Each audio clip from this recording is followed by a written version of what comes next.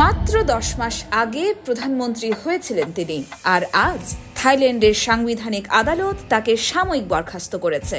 কিন্তু কেন? কারণ কম্বোডিয়ার প্রভাবশালী প্রাক্তন নেতার সাথে ফাঁস হওয়া ফোনালাপ। মঙ্গলবার 9 সদস্যের আদালতের মধ্যে 7 জন বিচারক নৈতিক লঙ্ঘনের অভিযোগ আমলে নিয়ে পেতনতার্নকে বরখাস্তের নির্দেশ দেন। পেতনতার্ন সাংবাদিকদেরকে বলেন, আদালতের রায় তিনি মেনে নিয়েছেন। তিনি সবসময় তার দেশের জন্য সর্বোত্তম কাজ করার চেষ্টা করছেন।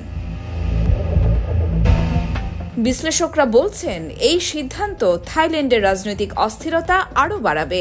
সম্ভাবনা রয়েছে উপপ্রধানমন্ত্রী সুরিয়াজুংরুং রুয়াংকিত হতে পারেন ভারপ্রাপ্ত প্রধানমন্ত্রী।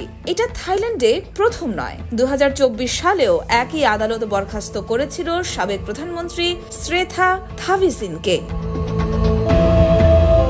বিতর্কের কেন্দ্রে মে মাসে ফাঁস হওয়া একটি ফোন আলাপ। সেখানে পেতনতার্নকে বলতে শোনা যায়, কম্বোডিয়ার সেনেট প্রেসিডেন্ট হুন সেনের সাথে সীমান্ত সংঘর্ষ নিয়ে কূটনৈতিক আলোচনা করছেন।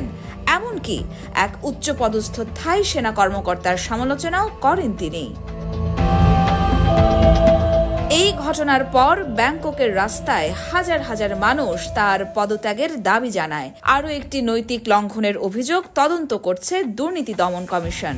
অন্যদিকে পেতনতার্নের বাবা ও সাবেক প্রধানমন্ত্রী থাকসিন সিনাওয়াত্রা আদালতে হাজির। 2015 সালে রাজতন্ত্র নিয়ে মন্তব্যের অভিযোগে তার বিরুদ্ধেও চলছে মামলা, যার শাস্তি হতে পারে সর্বোচ্চ 15 বছরের জেল।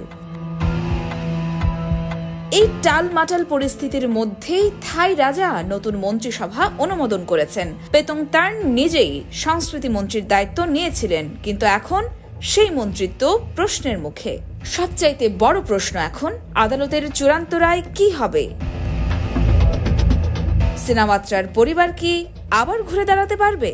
থাইল্যান্ডের ভবিষ্যৎ রাজনীতির চাবিকাঠি এখন আদালতের হাতে। ইয়োরমা শায়ের জাহান, দেশকাল নিউজ।